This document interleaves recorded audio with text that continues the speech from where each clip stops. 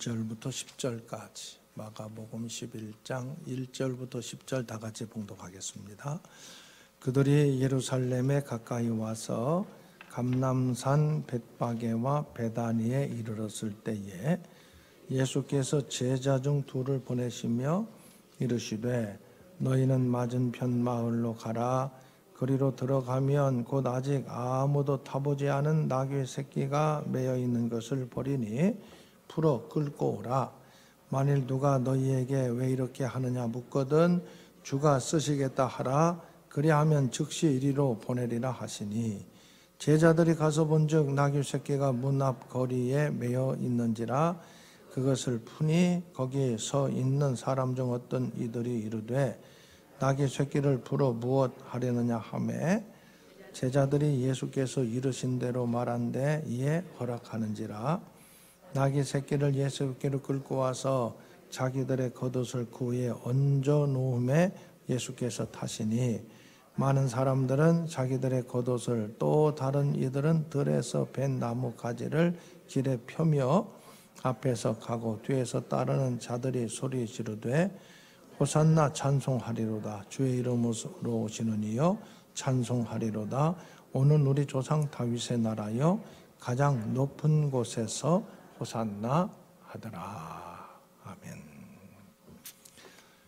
오늘 이제 우리는 종려주일이라고 부르는 주일을 우리 예배 드리고 있습니다. 종려주일 예배지요. 종려주일이 지나면 이제 부활절까지 다음 주일이 부활절인데 한 주간 동안을 고난주간이라고 그렇게 부르는 거지요. 예수님께서 고난당하시고 십자가에서 죽으신 것을 한 주간 기억하면서 그 행적을 따라서 지내는 그러한 기간이 사순절 마지막 한 주간이 고난주간이에요. 사순절 가운데서 마지막 한 주간이 고난주간이고 고난주간이 시작되는 오늘 주일 종려주일이라고 그렇게 우리가 지키고 있습니다. 왜 종려주일일까요? 왜 종려주일이라고 그래요? 종려나무 가지를 꺾어서 흔들었기 때문에 예수님께서 예루살렘에 들어가시는데 종려나무 가지를 꺾어 흔들었기 때문에 종려주일인데 오늘 보세요. 마가복음 11장 오늘 본문에 보면은 8절에 많은 사람들은 자기들의 겉옷을 또 다른 이들은 들에서 벤 나뭇가지를 흔들었다고 그랬는데 왜 종려나무는 우리 마가복음에는 안 나와요. 그럼 어디 나올까? 마태복음에 나올까? 누가 어딘가는 있으니까 종려주일이라고 했을 것 아니에요. 내가 아무튼 마가복음에는 나와야 안 나와요. 종려나무가? 네? 종려나무가 마가복음에 어디가 나와요? 누가복음에 나오나? 누가복음 찾아볼까요 한번? 누가복음 봅시다. 누가복음 몇 장이냐? 우리 집사님이 누가복음이라고 했으니까 한번 찾아봅시다. 누가복음이면은 여러분 예수님 들어가신 것은 다 똑같으시니까 20 몇 장일까요? 22장 아니고 20 한참 앞인데요. 어디가 있는 거요? 삭개오 지나고 19장은 지나고 20장 어디가 있어요? 누가복음에는 잘 안 보이는데 왜 하필이면 누가복음을 얘기하셨대? 여기 19장 나오네요. 19장 28절부터 예수님께서 들어가시는데 맞은편으로 새끼도 타시고 풀어 끌고 오라. 없는데요? 누가복음 아닌 것 같아요. 누가복음 없잖아요. 여기 보면은 새끼 위에 36절에 자기들의 겉옷을 펴고 이미 감람산 내려벽에 가까이 오심에 제자 요무자 자기들이 본 바 모든 능할 일로 인하여 기뻐하며 큰 소리로 하나님을 찬양하며 이르되 찬송하리로다. 나무 얘기는 아예 안 나와요. 누가복음에. 마태복음 찾아보면 여러분들이 재밌어요. 찾아보면 나무까지 나오고요. 어디 나오느냐? 요한복음에 나와요. 요한복음. 제가 알면서도 일부러 그렇게 한번 찾아봤어요. 자, 요한복음 12장 보면은요, 12장 13절에 보면은 비로소 거기에 무슨 나무가 나와요? 종려나무가 나와요. 그럼 여러분 성경 마태, 마가, 누가, 요한복음 중에 어디는 나오고 어디는 나오지 않으면 두 관점을 가지고 말할 수 있어요. 왜 성경이 다르냐? 혹시 여러분 그렇게 생각했던 적 있어요? 복음서라든가 성경 전체를 보면서 어디는 나오고 어디는 안 나오면 왜 성경이 여기는 나오고 왜 저기는 안 나오냐? 이 성경 다르다. 좀 뭔가 왠지 부정적인 생각을 가지고 볼 수도 있어요. 저는 그거 가능하다고 생각해요. 저도 그랬던 적이 있으니까. 왜 이게 같은 예수님에 대해서 기록하는데 여기는 써 있고 왜 저기는 안 써 있냐? 또 좀 다르게 써 있는 데도 있어요. 여기하고 저기하고. 그러면은 왜 다르냐? 이렇게 생각하는 게 아니라 통합하면 돼요. 여기 있는 것 저기 있는 것 다 함께 통합하면 더 예수님에 대한 내용이 어떻게 돼요? 더 풍부해져요. 그러니까 여기도 마태마가 누가 공관복음에는 종려나무라는 얘기는 없어요. 근데 요한복음에 나와 있어요. 그러면 그 나뭇가지를 무슨 나무로 연결시키면 돼요? 종려나무 가지로 연결시키면 되는 거예요. 성경을 보는 하나의 관점이 통합적인 관점. 그게 필요해. 그게 올바른 믿음의 관점이에요. 자, 그러면 여러분 종려나무 나와 있는 종려나무 알아요? 몰라요? 종려나무? 알아요? 종려나무 우리나라에도 있나요? 우리나라에도? 종려나무는요, 요즘 쉽게 이해할 수 있는 그 표현은 대추야자. 대추처럼 생긴 열매가 맺혀 있는 그 나무예요. 그 열매가 대추, 왕대추, 물론 째까는 것도 있지만 대추가 막 그 종려나무 보통 왕대추 말려놓은 것 같아요. 커요. 엄지손가락만 해. 그리고 굉장히 달아요. 당도가 엄청 높아요. 꿀 발라놓은 것처럼 달아요. 그 본래 그게 달쳐 한마디로 잘못 많이 먹으면 굉장히 달아요. 혹시 드시고 싶은 분 있으면 저한테 오시면 너무 많이 오면 안 되고요. 한 20명 정도는 제가 하나씩 드릴 수 있어요.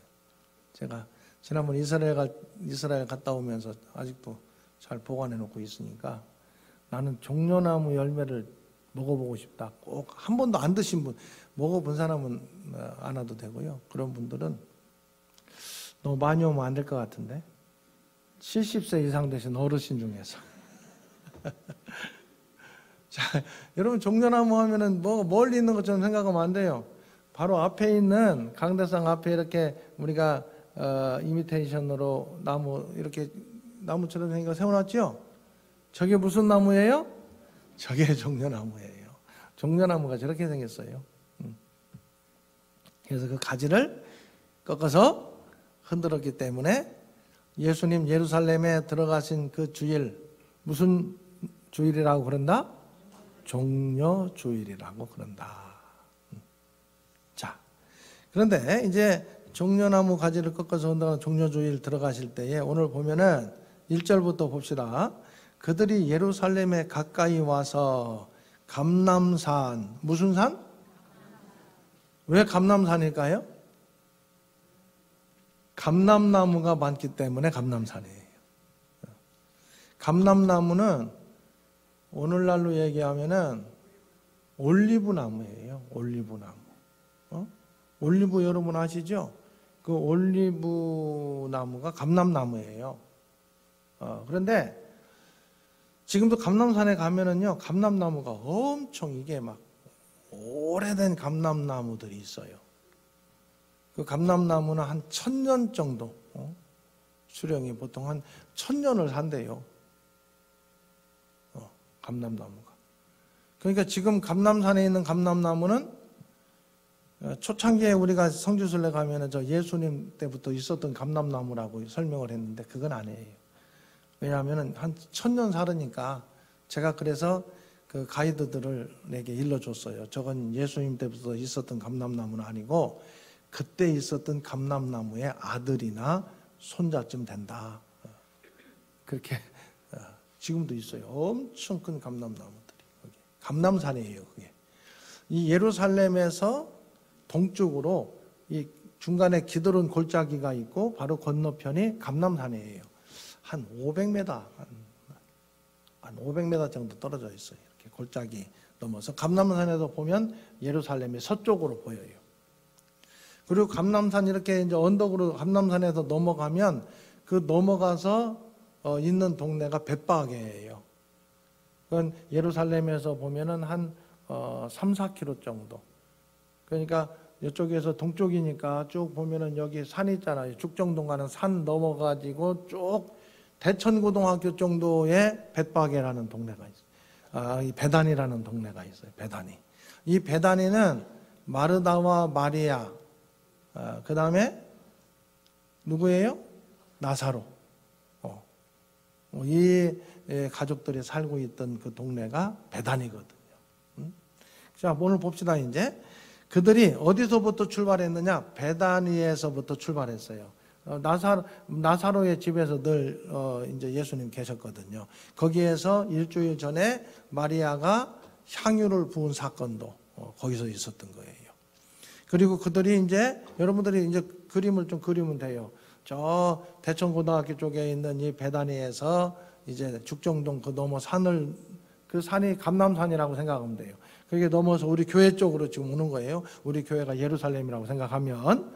자, 그 다음에 벳바게와 베다니에 이르렀을 때에 예수께서 제자 중 둘을 보내시며 맞은편 마을로 가라. 그리하면 아직 아무도 타보지 않은 나귀 새끼가 매여 있는 것을 보리니 풀어 끌고 오라.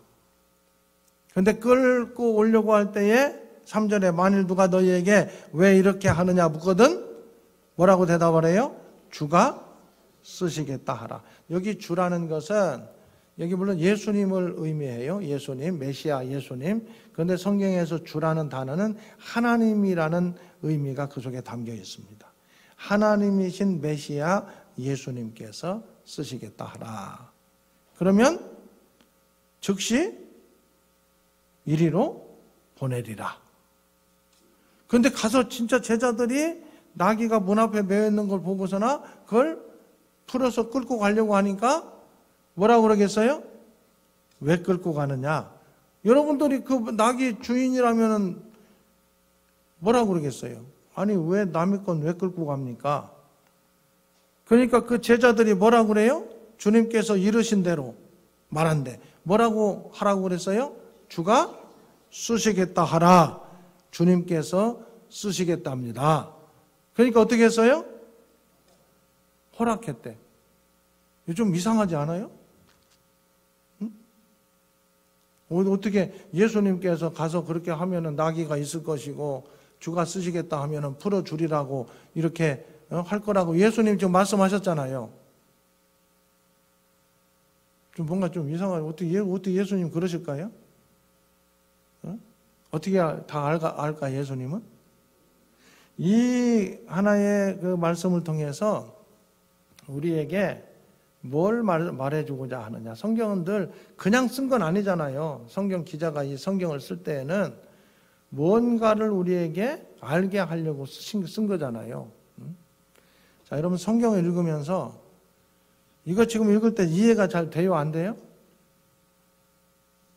아니 지금 예수님 말씀하시고 제자들이 가서 나귀 풀어오고 이해가 잘 돼요? 안 돼요? 일반적인 상식적인 수준으로 이해가 잘 안 되죠? 안 되는데요. 그죠? 성경을 읽으면서 우리가 쉽게 이해되는 내용들이 있어요? 없어요? 많이 있죠. 이해되는 내용들이. 이해되는 내용들은 그냥 이해하면 돼요. 그런데 이해가 되지 않는 내용들이 성경에 있어요, 없어요? 오늘 말씀 같은 경우에도 좀 쉽게 이해가 안 되잖아요. 어떻게 이럴 수가 있는가? 여러분, 성경을 읽으면서 우리의 기준으로, 사람의 생각이나 사람의 상식으로 이해되지 않는 내용들이 많이 있어요. 그때에도 반응이 두 가지로 나타나요. 어떻게 말도 안 되는 일이 있느냐? 그런 사람들이 있어요. 말도 안 된다, 이것은. 그런데 저는 여러분들에게 여러 번 말씀을 드렸어요. 성경을 읽으면서 우리의 생각으로 이해되지 않는 것은 누구의 사건이라고요? 사람의 사건은 잘 이해가 되는 건 다 사람들의 사건이에요. 사람들의 행하는 일이고. 그런데 우리가 이해가 되지 않는 일들이 많이 있어요. 성경에 기록된 이해되지 않는 많은 사건들은 누가 하시는 사건이에요? 하나님께서 하시는 사건으로 우리가 생각하면 돼요. 이 성경 안에는 사람의 이야기들도 많이 있지만 이 성경은 누구의 이야기예요? 하나님의 이야기예요. 하나님의 이야기니까 사람으로서는 이해될 수 없는 것들이 많이 있지요. 그래서 우리가 성경을 볼 때에는 이해되는 것도 있지만 하나님의 사건으로, 믿음으로, 믿음의 관점으로 봐야 될 내용들이 많이 있단 말이에요. 그러니까 우리가 성경을 볼 때 우리 믿음의 사람들은 어떻게 이런 일이 있느냐, 말도 안 된다. 그건 믿음 없는 사람들이 하는 얘기예요. 우리가 예수 믿는다고 성경을 보면서도 실제적으로는 믿음 없는 사람처럼 성경을 대할 때가 참 많이 있어. 이거 말도 안 되는 얘기가 어떻게 기록되어 있느냐. 이건 있을 수 없다. 그건 아직 믿음이 없는 거예요. 성경을 보는 이 믿음의 눈을 갖지 못한 거예요. 우리의 생각으로, 상식으로 이해되지 않는 그런 사건들은 사람의 사건을 넘어서는 누구의 사건이다? 하나님의 사건이에요. 이 말씀을 통해서도 지금 이 성경을 기록한 사람이 우리에게 나타내려고 하는 것은 예수님은 사람을 넘어서는 누구다? 하나님이시라는 것을 지금 보여주는 거예요. 예수님은 하나님이시다. 이걸 지금 우리에게 보여주고 있어요. 자, 그러면서 이 사건을 통해서 또 한 가지 우리가 좀 쉽지 않은 게 있어요. 여러분에게 와가지고 나귀 새끼, 여러분 가지고 있는 나귀 새끼 풀어가려고 그래요. 왜 그럽니까? 주님께서 쓰시겠다고 합니다. 그럼 여러분들 풀어주겠어요? 안 주겠어요? 이제는 우리의 문제예요. 어때요, 여러분? 손 한번 들어볼까요? 풀어줄까, 안 풀어줄까? 그래서 참, 이 나귀 주인도 주께서 쓰시겠다고 할 때 이 주인의 반응을 보면은 참 대단한 반응이죠. 그죠? 나는 어떠한가? 나는 주님께서 쓰신다고 하실 때 과연 어떠할까? 응? 여러분, 나의 시간을 하루를 살아가면서 내 시간 누가 주신 거예요? 하나님 주셨다라고 얘기는 하지요. 그러면은 주께서 쓰신다고 하실 때에 여러분 어때요? 내 시간 얼만큼 내드릴 수 있겠어요?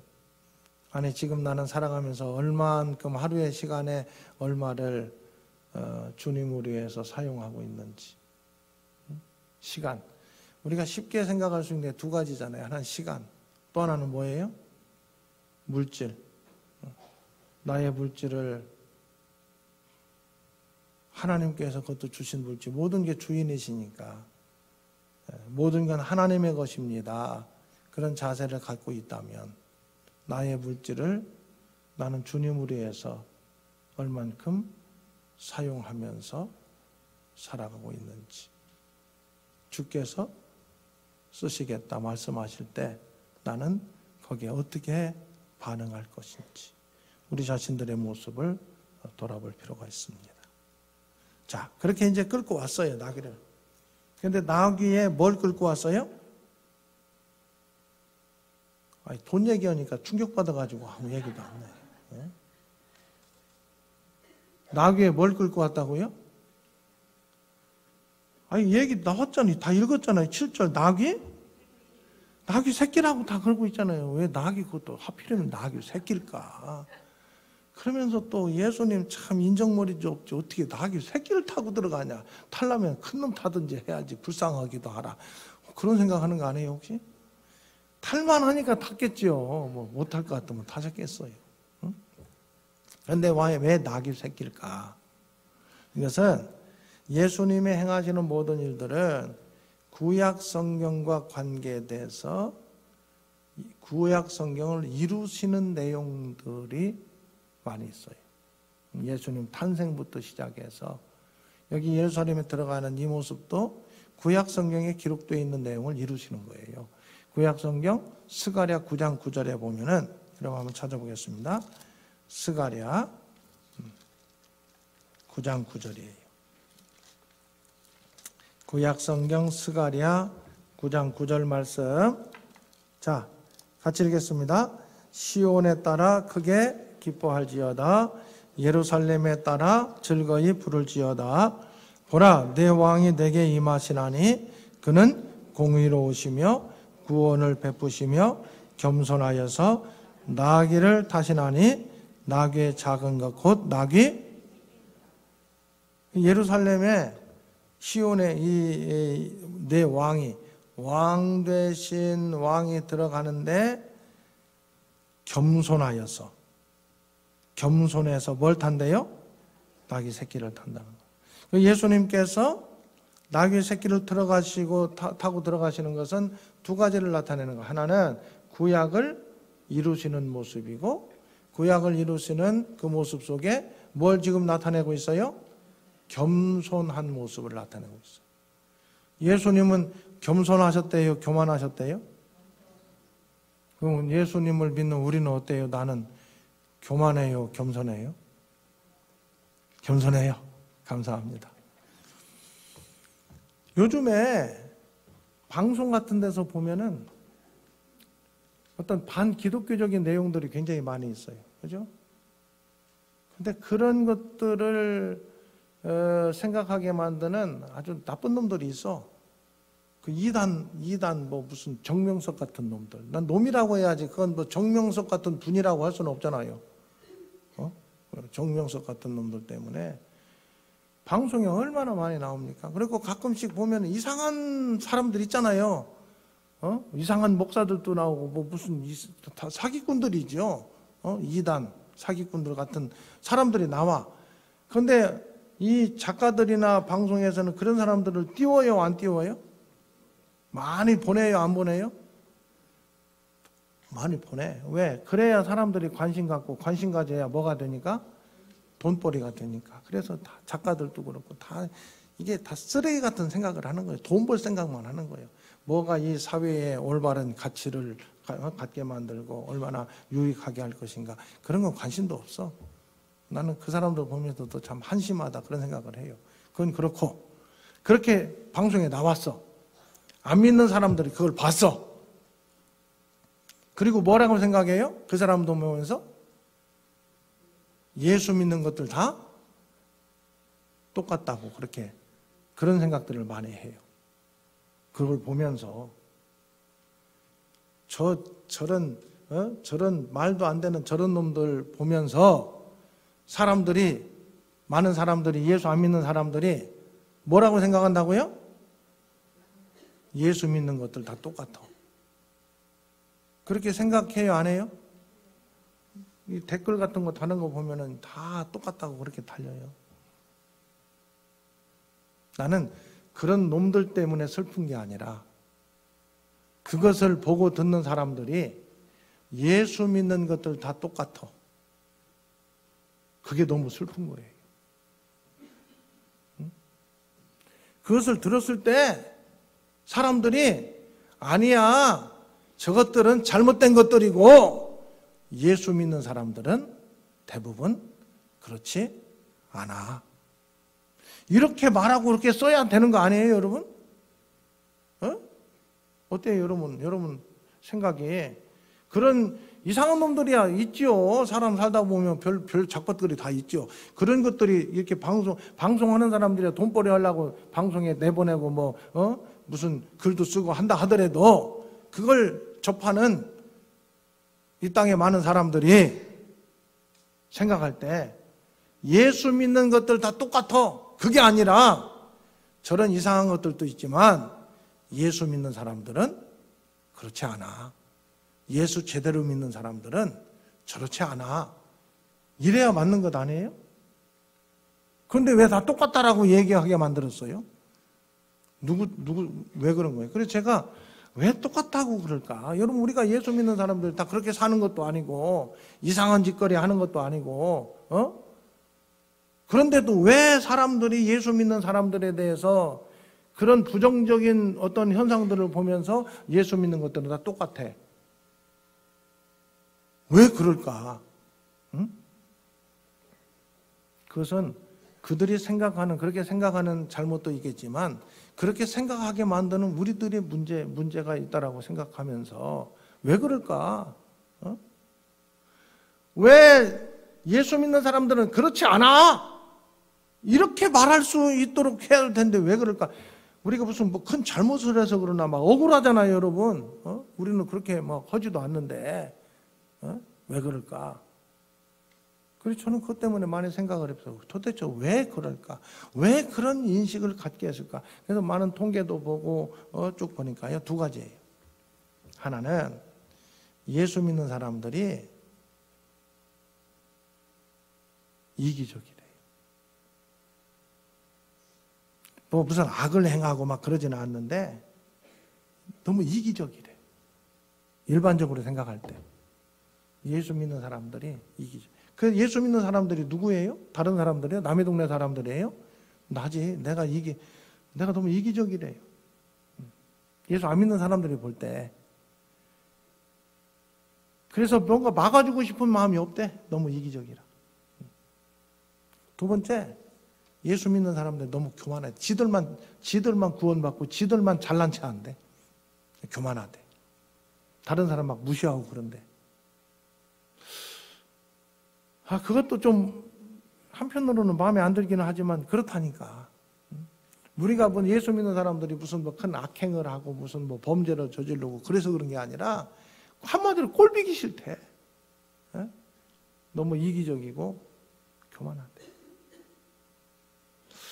그런 통계나 그런 얘기를 들을 때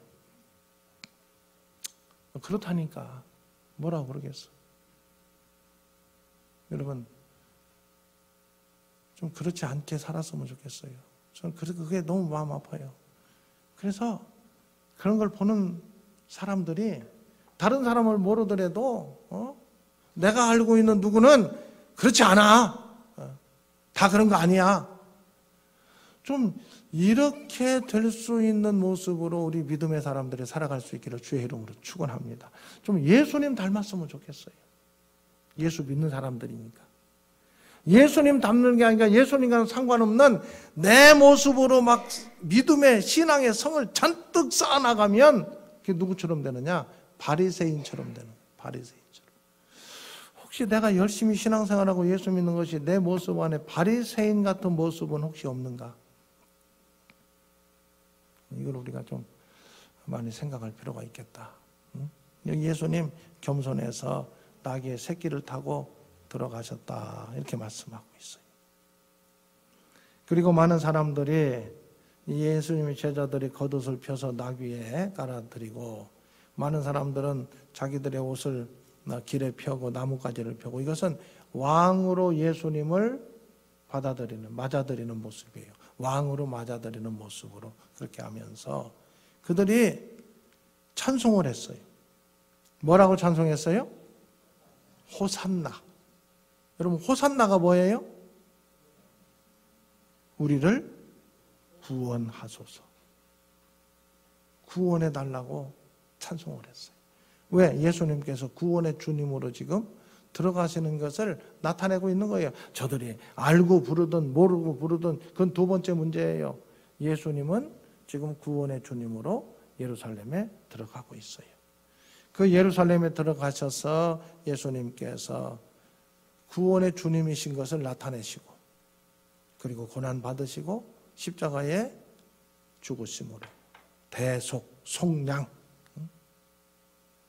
우리의 죄값을 대신 갚아주시는, 대속해 주시고 속량해 주신 그 은혜로 우리가 구원받았어요. 구원받은 사람으로 우리는 많은 것들을 해야 되겠지만 그 중에 한 가지, 찬송하는 사람들 될 수 있기를 주의 이름으로 축원합니다. 나를 구원해 주신 하나님 감사합니다. 찬송해야 돼요. 그런데 어때요 여러분? 하루 살아가면서 여러분 구원받은 믿음의 사람들 맞지요? 구원 받으셨어요? 예. 그러면 구원받은 사람으로 나는 하루 살아가면서 얼만큼 찬송해요? 찬송 많이 찬송해요? 여러분? 하루 살아가면서 한번 생각해 보세요. 나는 하루 살아가면서 얼만큼 찬송하는가? 저는 저나 여러분이나 우리의 믿음의 수준을 너무 잘 알아요. 그래서 저는 많이 찬송 부르자라고 하지도 못해요. 한 장, 우리 구원받은 사람으로 여러분 하루에 적어도 한 장은 찬송할 수 있기를 바랍니다. 한 장. 몇 장? 자, 한번 따라해도 한 장 찬송하고 한 장 성경 봅시다. 사실은 우리의 믿음의 수준이 하루에 한 장 찬송하지 못하고 한 장 성경 보지 못하는 모습들이 많이 있어요. 물론 그보다 훨씬 더 잘하는 분들도 계시겠지요. 그렇지 못한 사람들이 저를 보니까 그렇더라고요. 어떤 때는요, 하루에 한 장 찬송 그냥 예배 시간에 말고 예배 드려서 뭐 저는 새벽기도 하니까 찬송이 항상 하지요. 그거 말고 정말 내가 구원의 은혜와 감격을 가지고 하나님을 찬양하는 모습들을 내가 갖고 있는가? 여러분 구원받은 주의 백성으로 하나님을 찬송하는 믿음의 사람들 될 수 있기를 주의 이름으로 축원합니다. 주 예수 그리스도의 은혜와 하나님의 사랑하심과 성령님의 교통하심이 우리 주님 종려주일 예루살렘에 들어가시는 모습을 마음에 새기면서 나를 구원하시기 위해서 고난당하시고 십자가에서 나의 모든 죄를 속량해 주신 것을 마음에 새기면서 믿음의 사람으로 어떻게 살아야 될 것인지 마음에 다짐하며 삶의 자리로 돌아가는 믿음의 권속들 가운데 영원히 함께 하시기를 축원하옵나이다. 아멘.